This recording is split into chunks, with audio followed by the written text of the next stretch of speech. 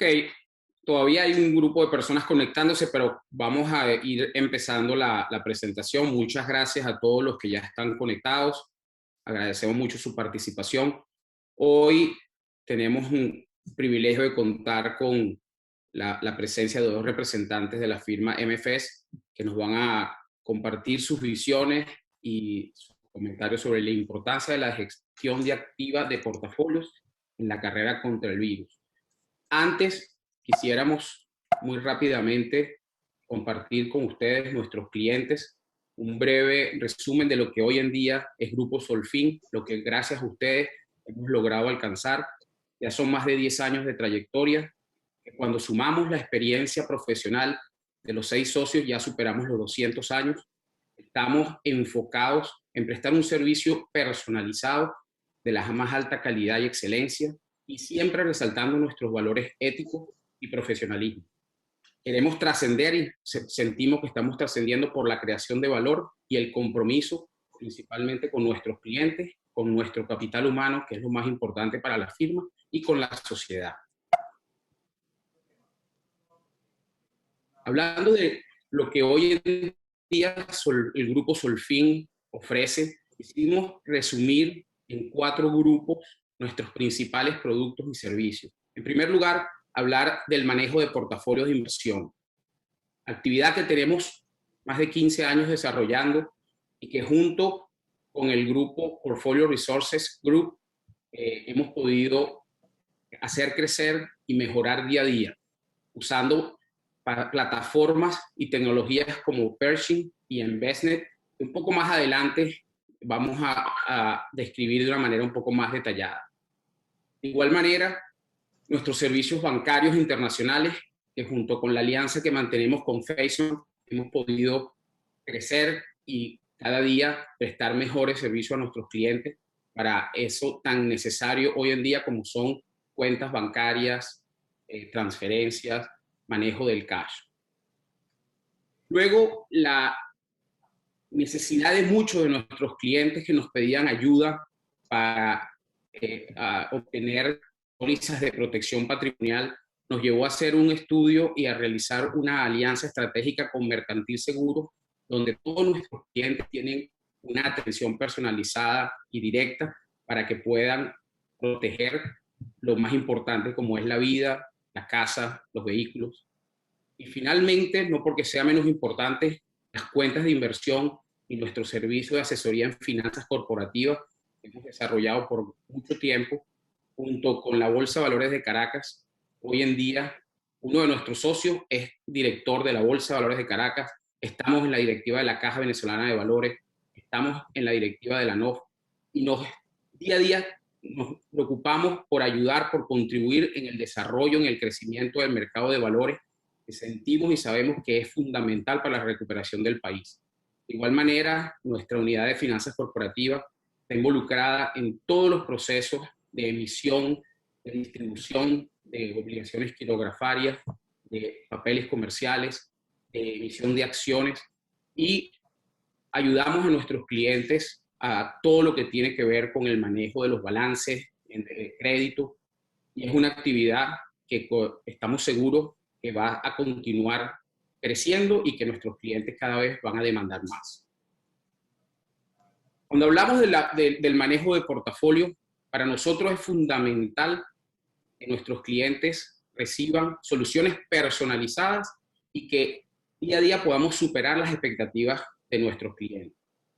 Para ello, tenemos un equipo que hemos conformado donde no solamente participan 2 de los socios de la empresa, sino que también tenemos un talentosísimo equipo de jóvenes que nos ayudan día a día a realizar análisis de mercado, investigación de productos y manejadores, diseño de portafolios, selección de instrumentos y la gestión de riesgo, que es fundamental para la tranquilidad de cada uno de nuestros clientes. Todo esto lo hacemos bajo un riguroso proceso en el cual consideramos que las 4 áreas fundamentales está en primer lugar ayudar a cada cliente a identificar su objetivo, su perfil de riesgo, verdaderamente qué persigue con su cartera, porque es eso lo que nos permite diseñar soluciones individuales, personalizadas a cada uno de esos objetivos de nuestros clientes. Y una vez que podemos entender y diseñar cuál es la mejor diversificación, la mejor cantidad de instrumentos que ayuden a alcanzar esos objetivos, es que venimos a ejecutar, y para la ejecución, como les comentaba anteriormente, consideramos que contamos con las plataformas y las tecnologías que nos dan la seguridad y el respaldo para cada una de las operaciones y la custodia de estas carteras. Finalmente, muy importante es el constante monitoreo, el seguimiento y la supervisión de cada una de las carteras, proceso que hacemos no solamente con el envío de reportes, con las reuniones periódicas, sino con análisis de mercados, con notas de actualidad que consideramos ayudan a cada uno de los clientes a estar enterados de lo que está sucediendo y mejor preparados para lo que consideramos viene hacia adelante. Toda esta labor la estamos desarrollando en plataformas que están al nivel de las que utilizan las principales bancas de inversión y empresas de servicios financieros del mundo. Les comentaba sobre Pershing, que es una herramienta de Bank of New York Mellon, plataforma que tiene muchos años en el mercado, con una cobertura mundial muy amplia. Y adicionalmente con Envestnet, que nos ayuda día a día en la parte de análisis, supervisión de las carteras, reportes. Ya lo vamos a ver un poquito más en detalle. Solamente para recordar, Pershing, que es la herramienta donde ejecutamos y donde tenemos toda la custodia de sus activos, es una firma que está desde 1784. Hoy día cuenta con presencia en muchos países. Como les comentaba, es la plataforma que utilizan la mayoría de las grandes empresas de servicios globales de inversión. Y con Envestnet es una plataforma que tiene unas tecnologías muy avanzadas donde podemos no solamente conseguir estrategias, donde podemos conseguir manejadores que no están al alcance de cuentas retail en cualquier otra plataforma, pero que gracias a ella podemos accesar y ofrecerles a nuestros clientes estrategias e ideas que no fuesen posibles en otras plataformas individuales. De igual manera, es una plataforma que nos ayuda de una manera muy dinámica en la gestión, en la supervisión y en la generación de reportes muy específicos, con mucha información detallada sobre las sensibilidades de las carteras, de los instrumentos y mejor supervisión hacia futuro. Con todas estas herramientas, con el equipo, con la experiencia, nosotros nos preocupamos por construir relaciones de muy largo plazo, basadas siempre en la integridad y la confianza. Y en estos momentos donde vemos los mercados el año pasado, producto de la pandemia, alcanzando niveles de volatilidades que no se veían desde 1928, y luego con gran incertidumbre sobre el control de la pandemia, sobre las vacunas, sobre hacia dónde los sectores van a estar más impactados, menos impactados hacia adelante, es cuando identificamos que nuestra alianza con los principales manejadores de activos globales nos permite ofrecer a los clientes productos, ideas y mejores ideas de inversión para sus portafolios. Y es por esto que hoy hemos invitado a una firma con la cual tenemos muchos años trabajando, usando sus productos, como es MFS. MFS es pionera en el mundo de fondos mutuales y hoy nos acompañan dos de sus representantes para América Latina.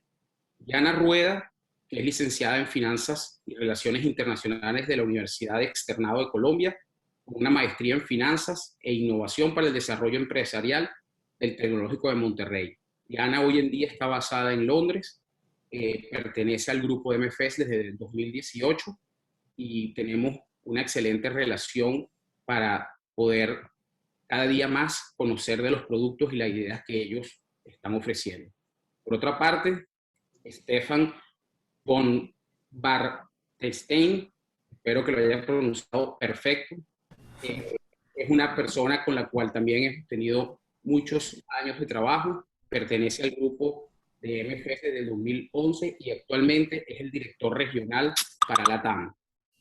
Agradecemos a Diana y a Stefan por acompañarnos hoy, por compartir toda esa información que sabemos va a ser muy valiosa, porque hoy en día el manejo activo nos puede ayudar a enfrentar mucho mejor lo que esperamos pase en los mercados. Gracias a todos.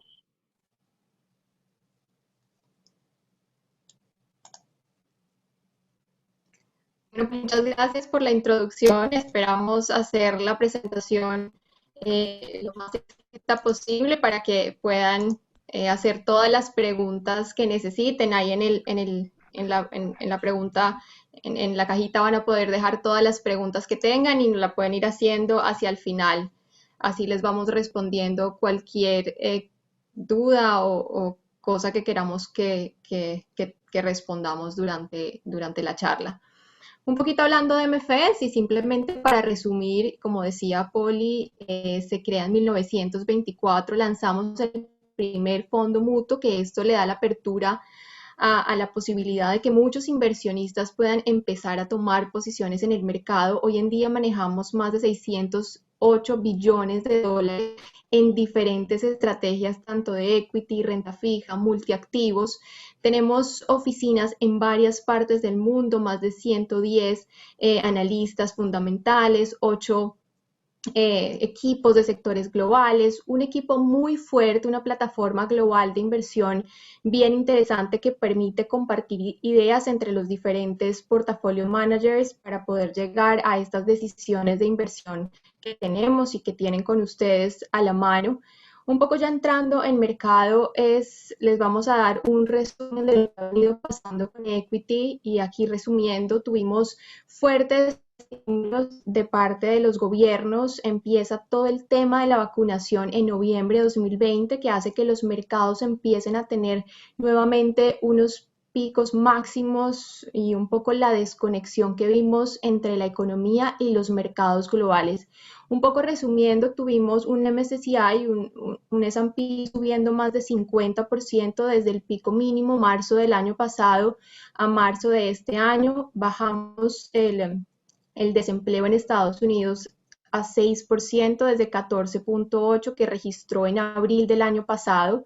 Los tesoros vimos un alza impresionante desde que empieza el año hasta ahorita.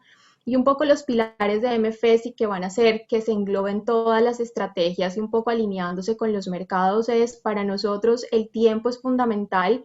Como decía, en este equipo global de investigación, el tema de la colaboración va a ser muy importante y manejo del riesgo en las diferentes estrategias que tengamos. Resumiendo las fases que tuvimos en la crisis y hacemos un resumen de lo que vimos desde 2019 hasta el primer trimestre de 2021. En 2019 los mercados subiendo. En marzo del año pasado, y lo vemos aquí el MSCI, y esto replica los diferentes mercados, cae más del 30%, y ahí empezamos una recuperación impresionante que de pico ahora ya estamos en 78% al cierre del primer cuarter de 2021. En septiembre y noviembre del año pasado, una volatilidad nuevamente que se da por estas segundas olas del virus y por las elecciones en Estados Unidos, y de ahí empieza nuevamente el alza de los mercados, pero aquí ya vemos marcado una rotación. Todos los primeros meses del 2020 fue toda la parte de sector tecnológico, obviamente todo el tema del teletrabajo y muchas industrias con este tema de la innovación se vieron muy beneficiadas, y ya con el anuncio de la vacuna vimos una rotación de todo lo que es growth hacia value a todos los sectores que quedaron rezagados como financieras, energía, consumo cíclico, empiezan a tomar mucha fuerza. Algo que vimos, y esta es una data desde 1928 a la fecha, son pocos los periodos en que el Standard Poor's dentro de 12 meses sube más del 50%, han sido desde 1928 a la fecha solo 17 oportunidades en que el mercado sube tan fuerte, y esta es una de ellas. Entonces ya vemos que el mercado ha subido fuertemente, un poco ahora es posicionar las carteras en los sectores y en los países donde tengamos mayor potencial de crecimiento a futuro. Algo interesante que pasó el año pasado, y esto se da muy de la mano con estos ahorros masivos que tuvimos dado que no podíamos salir de la casa, y lo ven acá como se dispara la gráfica, es la llegada de los inversionistas al mercado muy fuertemente. Si analizamos un poco la data, este es el número de trades diarios que generan comisiones y los números de cuentas abiertas en las principales comisionistas en Estados Unidos. Y es esos rangos de edades entre los 25 y los 28 años. Entonces llegan una cantidad de inversionistas al mercado, un poco también persiguiendo el rendimiento con estos aumentos de los diferentes índices en los diferentes mercados. Entonces eso se vio marcado por la llegada de los inversionistas. Y unido a eso también vimos que los índices en Estados Unidos, particularmente la concentración de los índices subió mucho. Van a ver acá como el Russell 1000 Growth, ya el 37% del índice está concentrado en las principales 5 compañías. Estos son Apple, Microsoft, Amazon, Alphabet y Facebook, y lo mismo pasa con el S&P, marcada por la línea azul clara. Entonces vemos que los índices tienen una concentración muy alta. De hecho, si llegara un regulador y considerara estos índices como un fondo mutual o como un ETF, no cumpliría los requisitos de diversificación y por ende sería considerado como un fondo no diversificado. Y aquí nos deja muy a la deriva de lo que pasa con los mercados y a lo que pasa con estas 5 principales compañías. Entonces acá lo que vemos es Estados Unidos ha tenido el liderato de los mercados en los últimos 10 años, y lo que ahora vemos es bajar un poco la exposición en Estados Unidos y empezar a posicionar la cartera de forma más global. Vemos oportunidades en Europa, las valuaciones están muy atractivas, los dividend yields de las compañías ya doblan las de Estados Unidos. Entonces no decimos saquemos todas las fichas de Estados Unidos, pero sí posicionemos la cartera de forma más global. Y aquí lo vemos en las diferentes décadas, no solamente la concentración, como les decía, del S&P ha subido mucho, hoy en día ya está muy concentrado en las principales 5 compañías, sino analizando esas compañías, todas hoy en día pertenecen al sector tecnológico. Entonces no solamente una alta concentración, sino que solamente están dentro de una misma industria. Y nos hace mucho sentido el tema de la gestión activa, porque si ven en la línea azul acá ascendente, lo que explica el crecimiento de las acciones como tal son los múltiplos de las compañías en los últimos años. Sin embargo, la línea azul oscura nos dice tengamos un poco de cuidado, porque esto lo que muestra es cuántas compañías reportan un crecimiento en venta igual o mayor al 15% durante el año, y cada vez son menos las compañías reportando un crecimiento en ventas. Entonces eso simplemente es para que tengamos en cuenta que el crecimiento no se da por los balances fuertes de las compañías, sino mucho por el crecimiento de los múltiplos, y ahí la gestión activa hace mucho sentido. Un poco lo que vimos el 2020 y la rotación hacia el valor en lo final o post vacuna, van a ver los primeros 10 meses del 2020, Russell 1000 Growth 20% arriba y todo lo value menos 12.7%. Luego de que se anuncia la vacuna, miren acá, 16% crece growth, pero 31% crece value. Entonces ahí vemos la rotación de lo que les estaba diciendo en los diferentes estilos de inversión. Aquí un poco lo desagregamos también entre los 10 primeros meses de 2020 y post la vacuna, mientras que los primeros 10 meses del 2020 fue liderado por la industria tecnológica, post vacuna es energía, financiera, industriales, y es la tendencia que estamos viendo, y las ideas se van a ajustar mucho a este view más adelante. Un poco para resumir y para terminar la parte de equity, es lo que vimos en la primera parte del año, y esto lo muestra esta gráfica de Goldman Sachs. Básicamente las compañías que más se han valorizado son las compañías de baja liquidez, más 23%, que tengan una alta sensibilidad a las tasas de interés, más 13%, con malos balances y muy endeudadas, más 10%. Entonces, el crecimiento ahorita o la valorización un poco nos da un poco de temor porque lo que más se ha valorizado es lo de menos calidad. MFS al contrario, es un manager muy conservador. Van a ver que no tenemos unas rentabilidades absurdas porque nuestras compañías siempre están en la parte están en esta parte de abajo de la gráfica, que tienen muy buena liquidez, que tienen buenos balances y que van a estar con nosotros 20 o 30 años más adelante. Vemos que esto es un tema cíclico, la gente está persiguiendo rendimiento y un poco posicionándose para tomar ventaja de lo que se está valorizando. Es un tema cíclico y vemos que esta tendencia se empieza a revertir más adelante. Entonces ahí ya paro para esta primera parte de equity y seguimos con renta fija. Permiso, Estefan, solo para recordarles a todos que en la parte inferior de la pantalla, como comentó Diana, está el botón de Q&A. Cualquier pregunta que quieran formular las pueden hacer a través de Q&A y al final vamos a tener un espacio para responder la mayor cantidad de preguntas posibles. Muchas gracias. Bien. Bueno, gracias Policarpo, gracias a todo el equipo de Solfin, como siempre por el profesionalismo y bueno, y por darnos este espacio para llegar en primera mano a los clientes y contarles un poco el view y qué ideas que estamos viendo. Te la hice difícil, ¿no, Policarpo? Ahí con Hartenstein, ¿no? Lo sufrí toda la vida, así que es un trabalenguas. La regla memotécnica es Frankenstein, pero con un phone adelante. Esa es más fácil. Lo seguiré practicando, Estefan. Te lo prometo que lo... Qué jugador. Bueno, como dijo Policarpo, acá los protagonistas son ustedes, así que hagan las preguntas que quieran. Y mismo, Policarpo, si me querés interrumpir por algún concepto que no haya quedado claro, por favor, hacelo. Vamos a hablar un poquito de renta fija siguiendo con lo que Diana les dijo. Y para hablar de renta fija les voy a pedir a ustedes que están del otro lado que nos pongamos en los zapatos del CFO de alguna compañía norteamericana. La que ustedes quieran. Elijamos Ford, por ejemplo, ¿no? Entonces, somos el CFO de Ford, el encargado de las finanzas de Ford.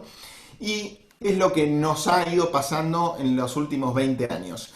Como vemos... desde el 93 hasta el 2007, cada barrita de estas azules que ven es deuda corporativa emitida por las compañías norteamericanas anualmente.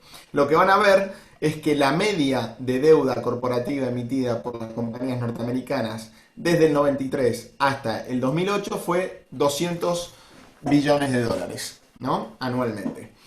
Ahora bien, en 2008-2009, como bien recuerdan, viene esta crisis de Lehman Brothers, que básicamente lo que hace, además de traer mucho desconcierto al mundo de las finanzas, lo que hace es bajar las tasas de interés fuertemente. Una vez que se bajan las tasas de interés fuertemente, yo, CFO de Ford, en este caso, como dijimos que nos íbamos a poner los zapatos de él, veo que me están regalando deuda. Básicamente que puedo tomar deuda a tasas irrisorias, al 2% por varios años. ¿Qué es lo que hago entonces? Bueno, en vez de emitir 200 billion, paso a emitir 600, que es lo que ven en esta parte del gráfico desde el 2008 al 2009. Desde el 2009 hasta ahora. Entonces, las compañías en Estados Unidos triplicaron su deuda. Y eso per se no está mal. O sea, si te están regalando deuda, ¿por qué no tomarla? Básicamente, el problema de esto es si tomaste deuda y qué es lo que hiciste con esa deuda. Si no invirtiste en la maquinaria de Ford, en las máquinas que hacen, en los procesos productivos que hacen los autos, etcétera, bueno, ahí podemos eventualmente estar en un problema. Lo que ven en la línea verde, que ven que sube hasta 24, 23 años, es la edad de los activos físicos de las compañías estas de Estados Unidos. Entonces, lo que se puede ver es que extrañamente, en el momento en el que yo, CFO de Ford, empecé a tomar más deuda, en vez de haber invertido en mi fábrica, en vez de renovar la maquinaria, ¿qué es lo que hice? Recompré acciones o pagué más dividendos, pero no invertí en el negocio. Entonces hoy entro en la fábrica de Ford, voy caminando entre las máquinas y las máquinas tienen 15, 17 años, etcétera.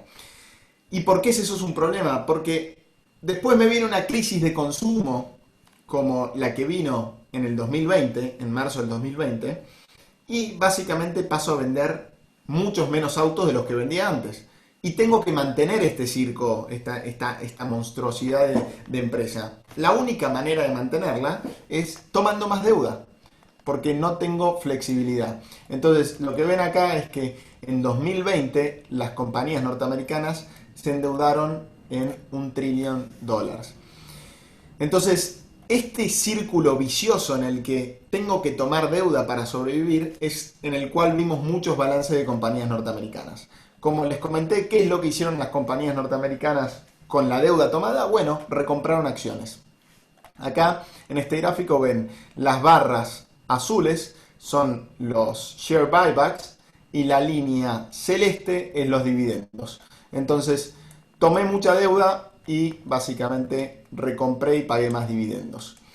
Así que eso para un analista fundamental como MFS es malo, porque básicamente lo que mostramos es que lo que estamos encontrando en las compañías es que hay compañías muy apalancadas con pocas perspectivas de crecimiento a futuro en industrias que son muy conocidas. Entonces es por eso que, y me parece que lo que dijo Poli al principio es muy importante, el manejo activo hoy es crucial. Porque antes, obviamente, en este ciclo de deuda regalada y que las compañías recompraban acciones, tenías un comprador enorme que le inyectaba un rally al mercado sostenido, que eran las mismas compañías, con sus dividendos, con el share buyback. Bueno, hoy hay que ser mucho más selectivo a la hora de seleccionar una acción, porque esas compañías no van a poder seguir recomprando acciones como recompraban antes. Así que es básicamente lo que ven acá en 2020, cómo ha bajado la recompra de acciones. Así que lo que suele pasar cuando uno se endeuda mucho es que después, al día siguiente, vienen a la puerta de la fábrica los analistas de crédito de estas compañías como S&P y Moody's, nos tocan la puerta de la fábrica de Ford y me dicen, che, Stefan, te pasaste, tomaste demasiada deuda. Con esta deuda que tomaste, vos ya no podés ser más triple B. Ahora te voy a bajar la calificación crediticia y vas a ser doble B. Y esto es lo que pasó a lo largo de todas las industrias en Estados Unidos. Lo que ven en este gráfico es, cada una de estas barras son distintas industrias en Estados Unidos. Capital goods, automotoras, consumer staples, etc. La barra gris es el rango de promedio de calidad crediticia de esa industria en los últimos 20 años. Y la línea azul es a dónde está el promedio de calidad crediticia hoy. Y lo que se van a encontrar es que casi todos los promedios de calidad crediticia están en su mínimo histórico. Es decir, que todas las industrias en Estados Unidos están en su peor calidad crediticia de los últimos 20 años. Y esto que hace que yo, Ford, CFO de Ford, mañana si tengo que ir a tomar deuda, me digan, che, bueno, parad, Stefan, vos habías emitido deuda, un bono al 2% hace X años cuando eras triple B, ahora que sos doble B, no podés emitirlo al 2%, lo tenés que emitir al 3,5%. Esos 150 basis points extra de costo de financiamiento embarran mucho y dificultan mi balance. ¿Ok? Entonces, esto que les cuento pasó y está pasando en Estados Unidos. O sea, encontramos un montón de compañías el año pasado que tuvieron downgrades. Y les llamaría la atención los nombres. O sea, Ford tuvo downgrade, General Motors, United Airlines, Delta, JCPenney, Nordstrom, Kraft Heinz. Bueno, hubo algunas compañías que casi las sacan del estadio, casi las sacan del juego, como Hertz, ¿no? Que entró en concurso de quiebra, etc. Pero este afán de tomar deuda, obviamente, se cobró algunas víctimas. Acá veo que están entrando algunas preguntas. No sé, Policarpo, si querés que frene a contestar las preguntas o las contesto después. Stefan, creo que podemos continuar y cuando tengamos al final la sesión de preguntas y respuestas, te la vamos a formular de manera un poco agrupada para que así tenga más información ¿te parece? Me parece perfecto. Bueno, entonces, en este afán, y seguimos en los zapatos de este CFO de alguna de estas compañías, yo por un lado voy a tener que pagar más costo de financiación porque me bajó la calidad crediticia, y por otro lado, ¿cuál es el otro factor que hace que mi costo de financiación aumente?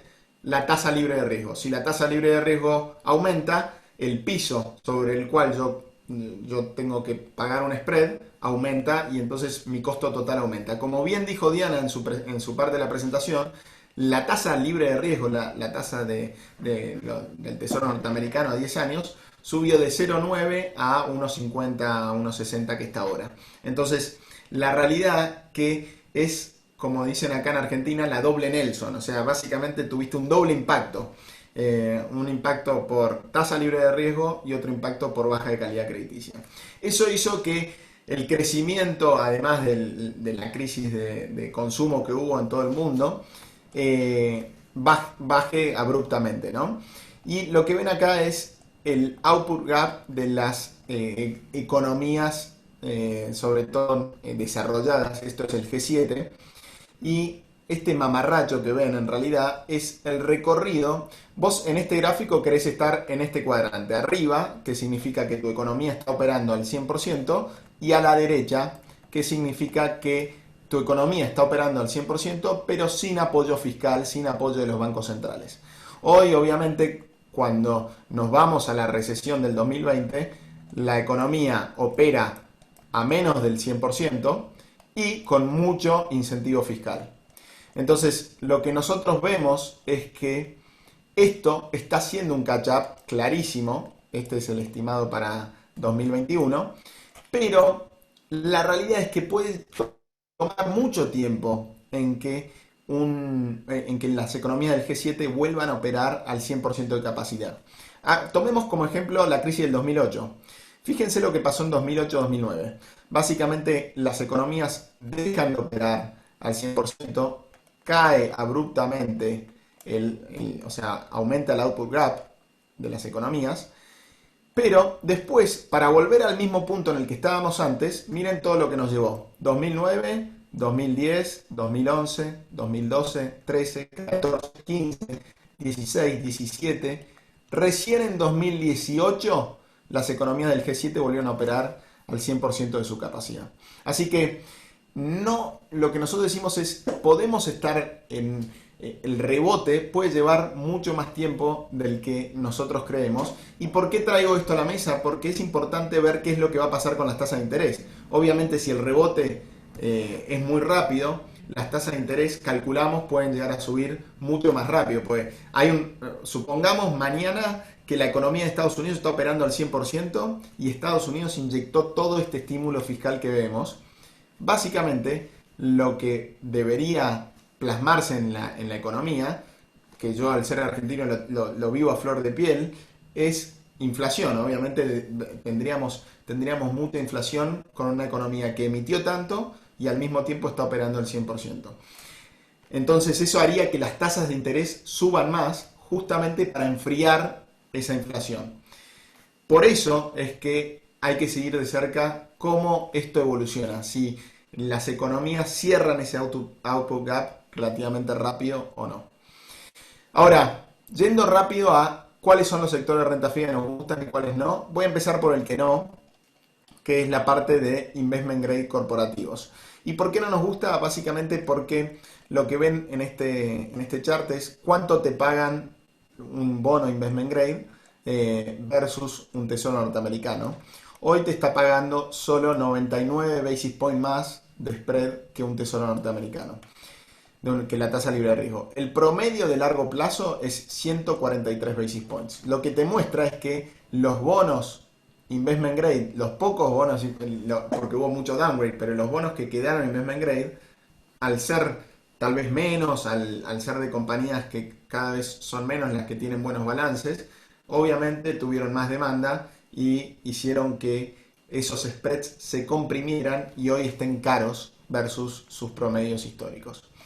Entonces, esto sumado a que el universo de investment grade tiene un duration muy alto, una duración de bonos muy alta, hace que su sensibilidad a tasa de interés sea muy grande. Acá lo que ven en este chart de la izquierda es la duración del universo de investment grade, que van a ver que está casi entre 8,5 y 9 años. Entonces, estás comprando un bono que tiene casi 9 años de duration y te está pagando solo 0,99% de spread.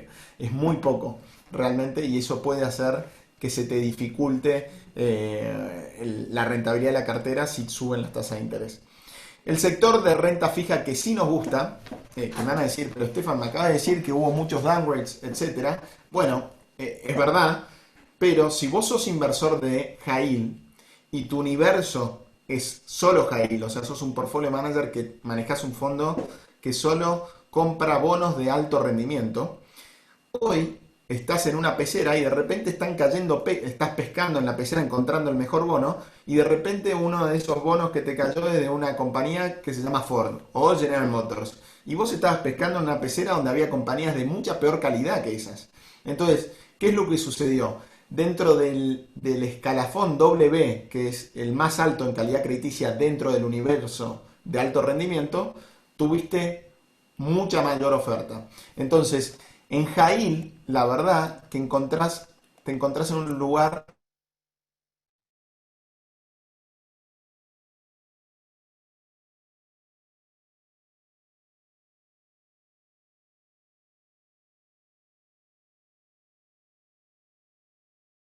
donde hay que estar en la renta fija, que es este que les señalo acá. Entonces, ¿eso qué hace? Hace que tu sensibilidad a movimiento de tasa de interés sea realmente muy bajo. ¿Cuánto es que tiene que subir la tasa del Tesoro norteamericano para que tengas rendimientos negativos en high yield? 180 basis points. O sea, si la tasa del Tesoro hoy está en 1,5, tiene que ir a 3,3. 3,3, escuchen, es muchísimo, la verdad que no, es muy difícil ver en un año la tasa de 10 en 3,3%, como para que estés en retornos negativos en high yield. Así que high yield, uno de los sectores que nos gusta, el único lugar o lo único que hay que ver bien de cerca en high yield es su riesgo a default, ¿no? Pero esto es justamente lo que les venía comentando, que es lo que ha pasado. ¿Perdón? Perdón, pensé que había una pregunta. Entonces, esto es básicamente lo que les venía diciendo que pasó. En investment grade, si se fijan, eh, ahí no, creo que Ricardo está haciendo acople. Ahí si querés. Entonces, básicamente en investment grade lo que pasó es que en los últimos 20 años subió mucho lo de menor calidad. Ven que subió 20% lo de menor calidad, mientras que en high yield, en los últimos 20 años, subió mucho lo de buena calidad. Así que buena calidad crediticia y buenos spreads en high yield. Freno ahí y vamos a las 3 ideas de inversión, ¿les parece? Perfecto, perfecto, Stefan. Muchísimas gracias. Muy buena la información. Vamos Bien. a pasar un poquito Bueni- de ideas para compartir. Buenísimo. Bueno, les trajimos 3 ideas y para ir cerrando y abrir a preguntas. La primera es el Prudent Capital. El Prudent Capital es un fondo que lo que hace es lo siguiente. Te da exposición al mundo de acciones, pero con volatilidad de renta fija. ¿Por qué? Porque la premisa principal de este fondo es defender el capital a la baja. Nosotros le damos mucha importancia a defender el capital a la baja, porque la verdad que, haciendo matemática simple, si uno perdiese 30% del capital, para volver al mismo punto donde estábamos antes, hay que ganar 43%, no 30%. Por eso es tan importante defender el capital a la baja. Imagínate, nos toca una recesión como la de el 2008-2009, se pierde 50% si estás totalmente invertido en equity. Bueno, tenías que ganar 100%, o sea, duplicar el valor de tu tarjeta, de tu cartera, para volver al mismo nivel de antes. Es básicamente en esta premisa la que se fundamenta el Prudent Capital. ¿Cómo es que se maneja? Me voy a saltear algunos slides para eficientizar el tiempo de la reunión. El manager tiene una cartera que puede estar alocado entre 50 y 90% en renta variable. Va a estar más cercano al 50% cuando él ve que en el horizonte hay un escenario de recesión, y va a estar enfocado en el 90% cuando ve las perspectivas buenas de mercado. Además de eso, para aumentar su espectro de inversión, tiene entre 10 y 30% en crédito mundial high yield, que es justamente el que les acabo de mencionar que nos gusta dentro de la renta fija. Y lo último que tiene es entre 0 y 40% cash. ¿Y por qué tiene? Me van a decir, ¿por qué cash puede tener el manager? Bueno, tiene cash para dos cosas. La primera, defenderte a la baja. Uno, cuando está mucho en el mercado, se da cuenta que cuando el mercado empieza a caer, las correlaciones de los activos empiezan a tender a uno. O sea, todo se empieza a manejar prácticamente igual, y lo que pasó en marzo del año pasado, cayó el equity, cayó la renta fija, cayó todo. Lo único que no cayó, obviamente, es el cash. Punto uno, baja correlación con, es lo único que tiene correlación cero con el resto de los activos de mercado. Punto dos, está ahí para que cuando el mercado caiga, él tenga mucha pólvora seca para disparar y comprar acciones bien baratas. ¿Ok? Así que si nos fijamos cómo es todo esto en recesiones anteriores, voy a agrandar un poco acá porque no creo que se lleguen a ver los números. Acá hay muchos números en esta pantalla, pero nos vamos a centrar solo en uno. Esto es la exposición del fondo en equity, en derivados, que él compra puts out of the money para protegerse, como uno compra un seguro del auto por si alguna vez choca el auto. Bueno, él hace lo mismo con este fondo. Deuda y cash. Lo que van a ver es que en febrero, perdón, del año pasado, justo antes de que venga la recesión, el manager tenía 50% en acciones y tenía puts out of the money, o sea, estos hedge, por 10.2%. Además, tenía cash por 37.51%. Ahora bien, en marzo el mercado cae 35%. Cuando el mercado cae 35%, el manager agarra 10% de ese cash, ven acá como pasa del 37 al 27%, y lo invierte en acciones. O sea, compra acciones realmente muy baratas. Ahora bien, en abril, como mostró Diana, el mercado tomó un rally excepcional. Entonces, el Barnaby Winner, el Lead Portfolio Manager, dice, bueno, pará, acá hay algo raro. El mercado está rallyando, le está yendo muy bien, y todavía no hay un escenario de certidumbre para lo que va a venir. Entonces, empieza a vender esas acciones que había comprado, que tuvo un caso en el que ganó 60% en un mes en las acciones. Bueno, ridículo, sobre todo en época de pandemia. Y entonces vuelve al cash. Así que esa discreción de estar invertido en acciones o estar en cash es lo que hacen que el manager performe muy bien durante mucho tiempo. Vamos a ver cómo le fue en términos de performance. El año pasado el portafolio rindió 10.2% y el MSCI World rindió 15.9%. O sea, perdimos contra el mercado total. Pero lo que habría que analizar es cómo nos fue si ajustamos por riesgo ese retorno. Entonces, nuestro desvío estándar es 5.6. El desvío estándar del benchmark es 18.12. O sea, nosotros tenemos una volatilidad que es menos que un tercio de la volatilidad del mercado. ¿Ok? Lo interesante de esto es que hay un ratio en las finanzas que se llama el Sharpe Ratio, que te mide cuántos puntos de retorno me estás dando vos por cada punto de volatilidad que asumís. ¿Ok?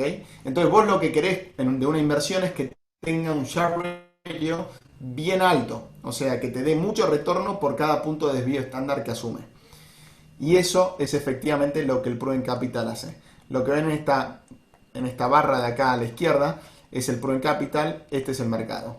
Entonces el mercado te dio 0.6 puntos de retorno por cada punto de volatilidad que asumió, mientras que nosotros te dimos 0.85 de retorno por cada punto de volatilidad que asumimos. En total el fondo te dio más o menos 7% anual desde que nació, con una volatilidad que es la de renta fija, como pueden ver acá. ¿Okay? Si se fijan en marzo del año pasado, miren lo que pasó. El mercado cae 33%. El fondo en marzo del año pasado cae solo 7,9%. Es esto lo que el fondo trata de hacer, defenderte bien a la baja. ¿Ok? Lo mismo pasó en la segunda ola del coronavirus, el mercado cae 3,5%, nuestro fondo performó positivo 3,83%. Así que la idea es que, obviamente, cuando el mercado le está yendo extraordinariamente bien, nosotros vamos a tener un lag de performance, pero van a poder dormir tranquilos, porque cuando el mercado se choque contra un colectivo de frente, básicamente este fondo te va a defender muy, pero muy bien.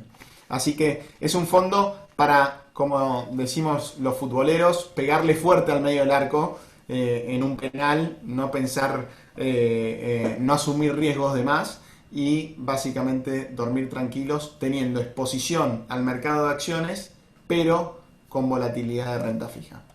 Así que fondo 1, Prudent Capital, es el fondo más vendido de Latinoamérica según un estudio de Broadridge, una consultora tercera. Así que yo estoy tranquilísimo recomendando este fondo, realmente le ha ido muy bien a lo largo de toda su historia. Fondo número 2, y con esto cerramos las ideas de acciones, es el de acciones de Estados Unidos, es el US Value. Nosotros, un fondo acá ya sí, asumiendo un riesgo de acciones, o sea, y un plazo más largo de inversión, es que estamos proponiendo alocar la cartera en value. Cuando uno empieza a analizar los inversores values, y no sé, vamos a hablar de algunos, Warren Buffett, que hay que ponerse de pie para hablar de Warren Buffett, Ben Graham, Peter Lynch. Peter Lynch fue uno de los mejores portfolio managers de la historia. Tuvo un fondo, Peter Lynch, que era value norteamericano, que lo tuvo 13 años al fondo. ¿Saben cuánto fue el performance del fondo anualizado durante esos 13 años? 27% de manera anual dio Peter Lynch en ese fondo que tuvo abierto 13 años. Ahora bien, Peter Lynch, y lo voy a usar para que me sirve de segue para la presentación de Value, Peter Lynch, cuando se retira este portfolio manager exitoso, escribe una carta muy consternado él consigo mismo, porque decía, había hecho un análisis de cuánta plata había ganado el inversor medio en su fondo. El fondo había dado 27% de manera anualizada durante 13 años consecutivos. Pero el inversor medio, escuchen esto que es realmente increíble, el inversor medio había ganado solo 4%. ¿Por qué? Porque no le daba tiempo a la inversión a terminar su tesis. O sea, ¿y qué es lo voy a poner un ejemplo, por ejemplo? Un inversor value entra en compañías a buenas valuaciones. O sea, compañías que tienen un entry point atractivo en el precio. Cuando vos entras a una compañía que tiene un entry point atractivo en el precio, estás entrando en una compañía que vos le ves un upside que el mercado todavía no lo vio. Por ejemplo, Volkswagen. ¿Se acuerdan? Volkswagen hace unos años tuvo un problema de emisiones de gas, que básicamente sus autos emitían más gases de los que deberían. Bueno, la acción de Volkswagen se desplomó. El mercado priceó que Volkswagen iba a entrar en un escenario oscuro, en un futuro oscuro, y que no iba a poder salir. Pricearon un problema estructural cuando en realidad era un problema cíclico. Volkswagen ya había empezado 2 años antes de que salga este escándalo a solucionar ese problema, y además de que cuando salió el escándalo contrataron a un CEO, al CEO de Porsche, para que venga a Volkswagen y arregle esta situación. Y si vos eras un inversor value, hubieses entrado en Volkswagen teniendo en cuenta esto y hubieses esperado y te hubiese ido realmente muy bien. Volkswagen después termina performando 35% dependiendo el tiempo que la esperes. Entonces, si entraste en ese punto. Entonces, por eso es que para un inversor value, el denominador en común que tienen Warren Buffett, Benjamin Graham, Peter Lynch, son 3.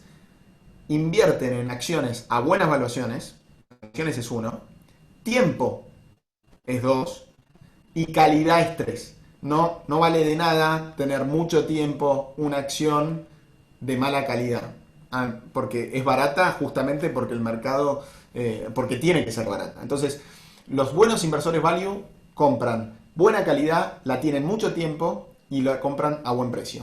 Entonces vamos a ver si se da eso hoy en el mercado. Esta es la evaluación value versus growth. Básicamente value en este gráfico está a 2 desvíos estándares más barato de lo que está growth. Nunca estuvo tan barato en su historia value. Nosotros creemos que growth va a caer por esto. No, la verdad que no, porque si bien vemos acá en la crisis del 2001, en la crisis de la burbuja tecnológica, una caída fuerte de growth, este escenario es muy distinto. Las compañías de tecnología monetizan mucho mejor sus productos y tienen balances mucho más estables que los que tenían en el 2001. Pero entonces, value está barato versus growth, pero value también está barato versus value mismo. En este gráfico lo que ven es 2 puntos. El promedio de evaluación y el actual. Entonces, vos lo que querés es que tu spread entre el promedio y el actual no sea tan grande como es acá en Growth, que básicamente tiene un promedio, si se fijan, el actual está mucho más caro que lo que es el promedio histórico. En cambio, en Value, ese promedio, como ven, es mucho más acotado. O sea, en el sector más barato para comprar es justamente el sector Value. Y lo último es cuál es la alternativa, ¿no? Porque me está diciendo que MFS, bueno, que te gusta Value, pero ¿cuál vendría a ser la alternativa en MFS? El producto es el MFS US Value Fund. El MFS US Value Fund justamente cumple con esas 3 premisas. Compra acciones baratas, tenemos overweight en todos los sectores que están baratos en el mercado, que son todos los sectores value, como el sector financiero, donde tenemos bancos como JP Morgan, tenemos Wells Fargo, Citigroup, etc. Así que le podemos poner el tilde a evaluaciones. Compramos acciones de muy buena calidad. Lo que van a ver es acá el retorno sobre equity de nuestras acciones versus el retorno sobre el equity de las acciones del benchmark. Van a ver que tenemos un 22% de return over equity versus un benchmark que tiene 16.3%. O sea, tenemos acciones de mucha mejor calidad que las del benchmark. Y lo último es tiempo. Nosotros rotamos la cartera una acción entra en la cartera y se queda en promedio 5 años. Así que buenas evaluaciones, buena calidad y tiempo de largo plazo para esta inversión. Prudent Capital, ¿qué son las ideas que les conté? Prudent Capital como idea conservadora en acciones, para tener exposición a las acciones, pero de una manera con la volatilidad de renta fija, y US Value en la parte de acciones. Freno ahí para ver si hay preguntas o tiempo también para que Diana muestre una idea más en caso que les parezca. Sí, perfecto, Diana. Vamos a presentar la otra idea que tenemos tiempo.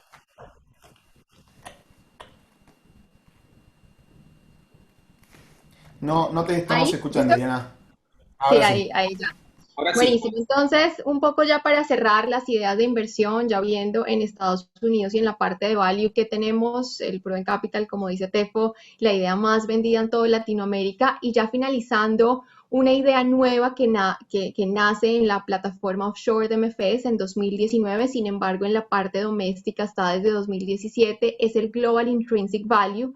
Value no es un fondo value como tal, sino lo que busca es compañías con valor intrínseco, es decir, aquellas que tengan la capacidad de generar flujos de caja estable en el largo plazo. Lo que van a encontrar en esta cartera es el mejor mundo entre value y growth.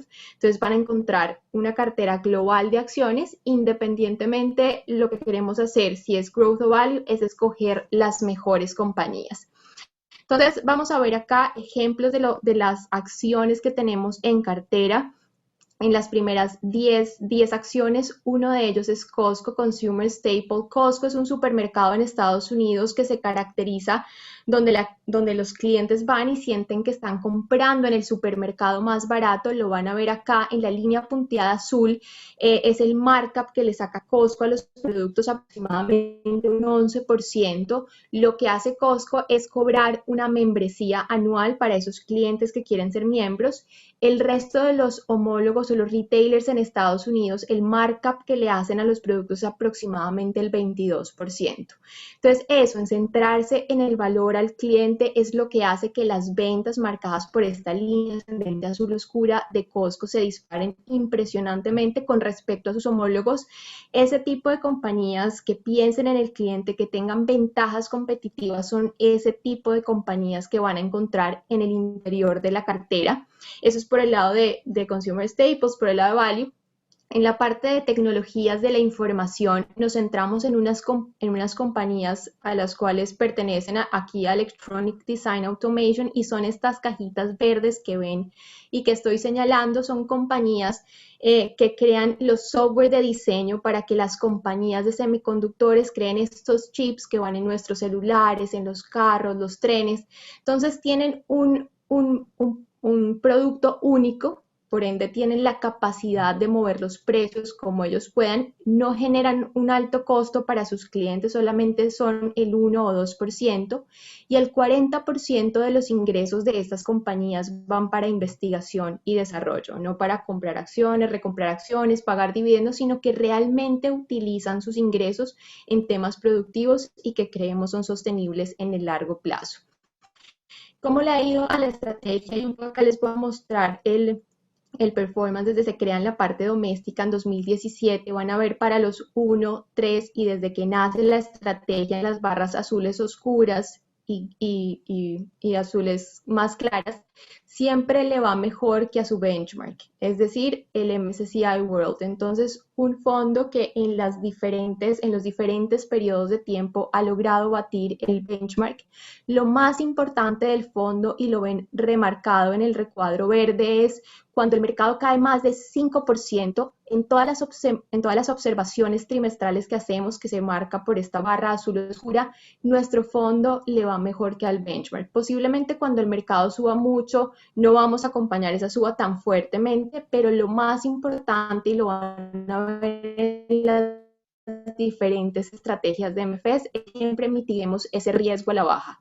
Y esto lo vimos en marzo del año pasado. El fondo, que es la línea negra, cae el 24% sobre el 32% del MSCI. Entonces, esa posibilidad de mitigar el riesgo a la baja hace que el fondo del año pasado le sacara una ventaja significativa al benchmark. Este año, por la rotación, hemos visto que el mercado ha subido más. Sin embargo, el fondo ya va 5% arriba, el último mes 7% arriba. Es una estrategia global de acciones que por su filosofía definitivamente creemos es ese fondo core en la parte de equity en todos los portafolios por sus características, porque es global, porque mezcla los dos estilos de inversión. Ya por sí está muy bien diversificada la cartera y es lo que queremos tener en un solo portafolio. ¿Cuáles son los sectores que más prevalecen?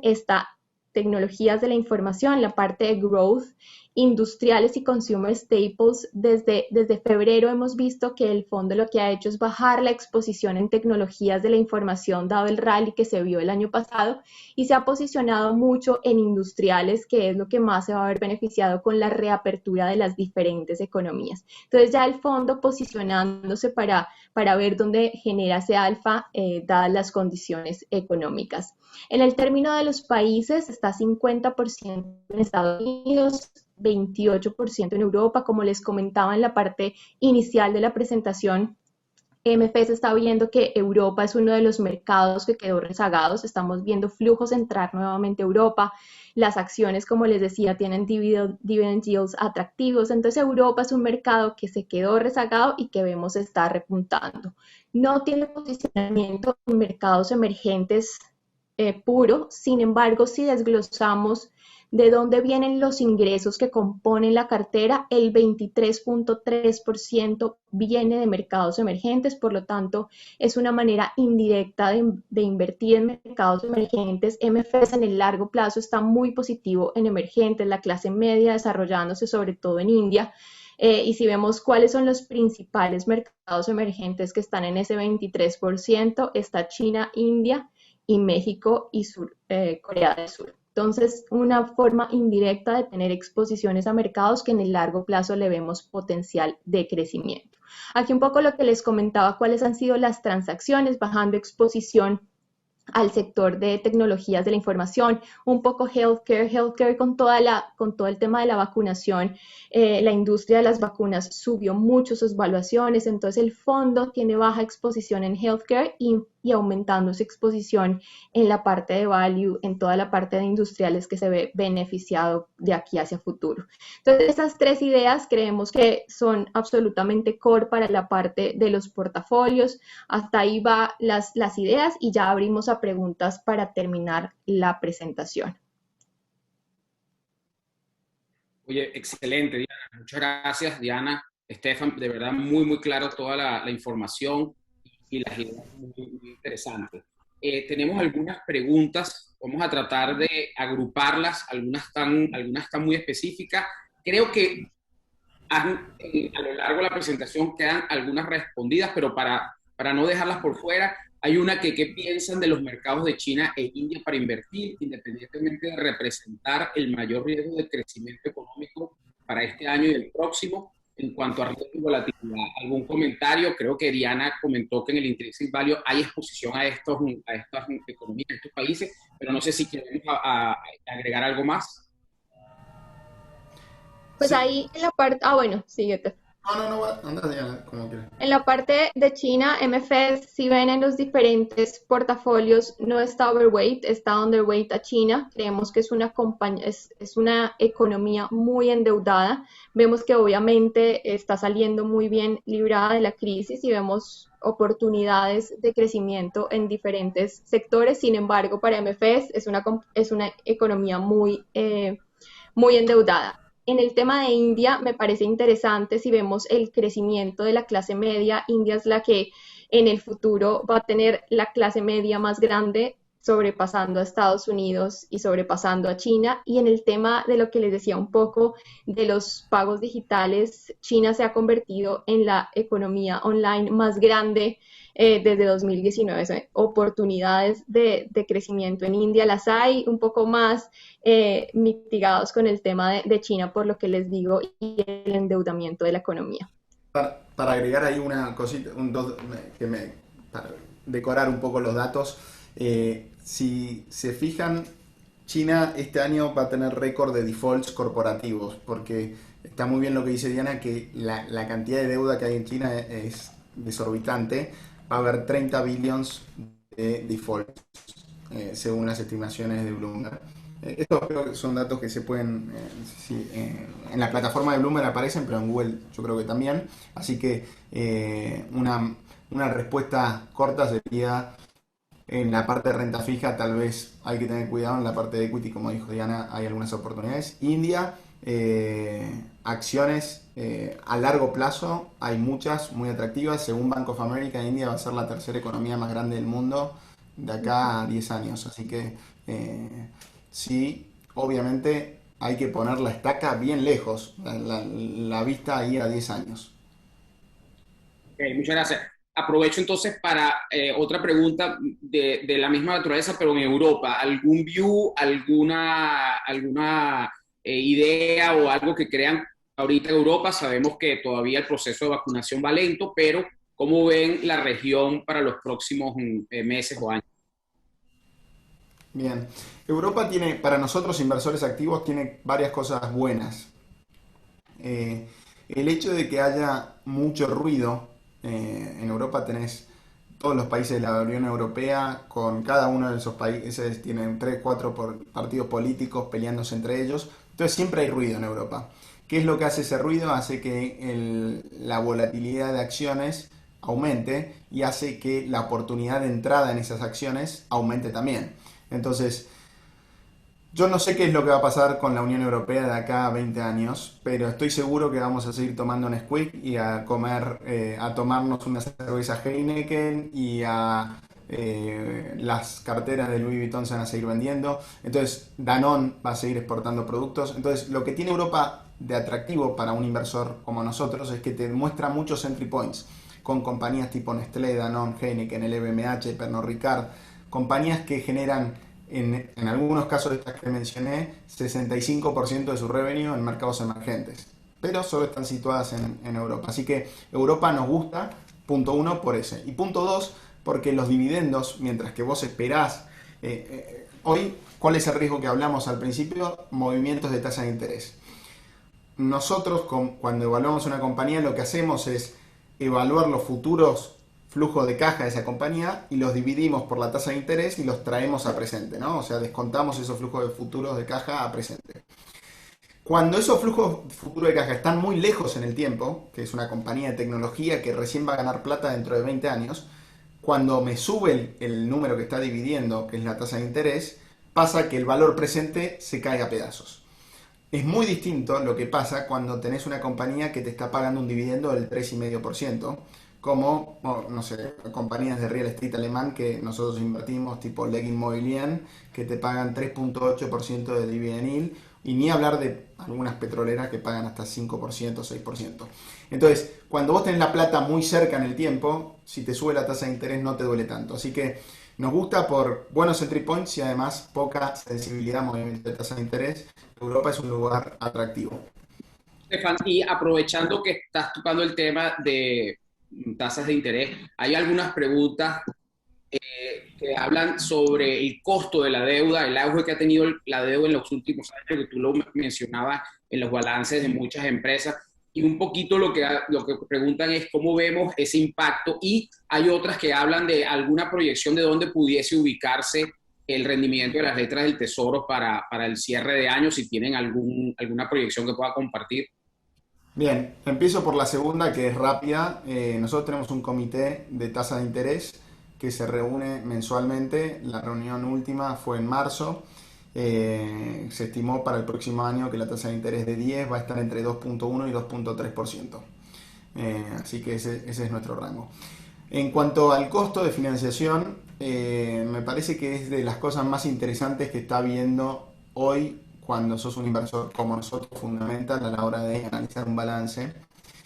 Y tal vez pues les quiero dejar cosas prácticas para que después en Google puedan seguirlo. Un indicador que se me ocurre es el indicador de Zombie Companies. Hay un indicador que se llama Zombie Companies, compañías muerto-vivientes, ¿no?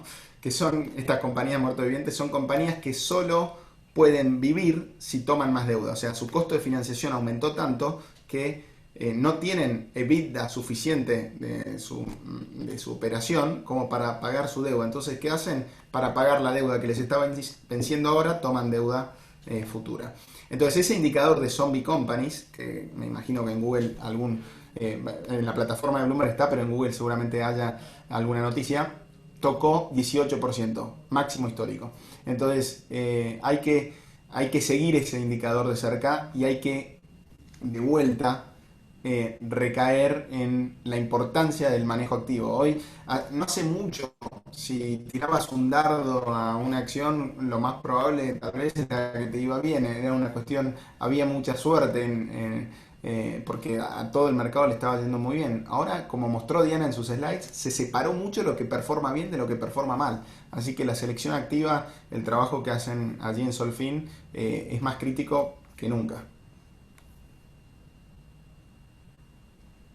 Oli, estás ahí en mute.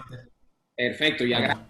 No, hay una pregunta que creo que comentaste algo con el intrinsic de los sectores, pero que si puedes comentar tres sectores donde crees que en renta variable, dadas las altas valoraciones, hay oportunidades de conseguir todavía potencial de rendimientos. No sé si tienes algunos sectores que nos quieras compartir.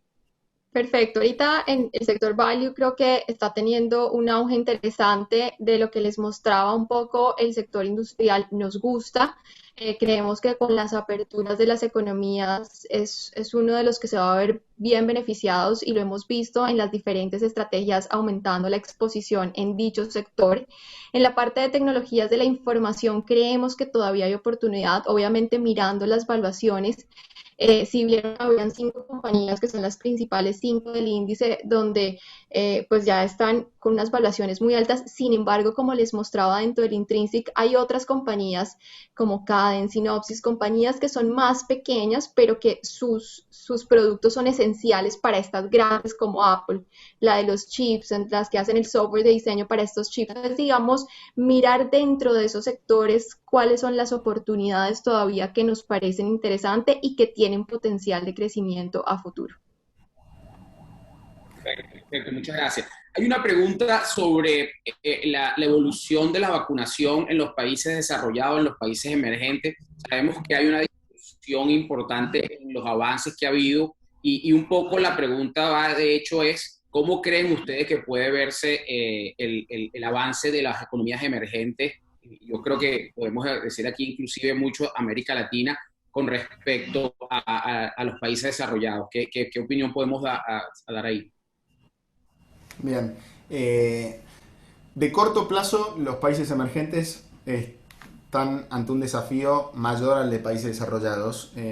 Europa, que es un caso de fracaso, si querés, en términos de distribución de vacuna, así todo van a tener 1 billón de vacunas distribuidas a fines del tercer cuarto, a fines de septiembre, siendo un fracaso. En países emergentes el caso es mucho más agudo porque la distribución de vacunas viene mucho más lento. Así que en el corto plazo lo que vemos es, por ejemplo, en compañías que nosotros invertimos como Booking.com o...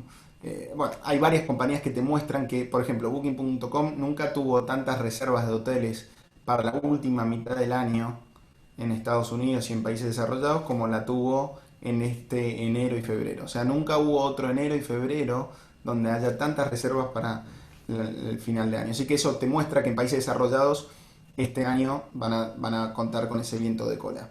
Ahora, países emergentes en el corto plazo tienen un desafío, en el largo plazo se encuentran en condiciones mucho más atractivas. ¿Por qué digo esto? Se encuentran en posiciones en las que los commodities le van a dar un viento de cola a los países emergentes. Vimos commodities como la soja, el petróleo, subiendo a niveles que no lo veíamos hace mucho tiempo, y eso es viento de cola para países desarrollados, emergentes, perdón, pero además hay un crecimiento que muchas veces no se habla porque es hasta aburrido, pero el crecimiento demográfico del mundo recae en los países emergentes. Si te fijas, la tasa de natalidad en países desarrollados en promedio es 1.2, o sea, cada 2 personas que se juntan tienen 1.2 hijos, lo que te muestra un crecimiento decreciente en países desarrollados, un riesgo de largo plazo que países emergentes no lo están sufriendo. Así que por las vacunas, en el corto plazo, mejor perspectiva para desarrollados, para el largo plazo, sacando el efecto COVID, mejor perspectiva para emergentes.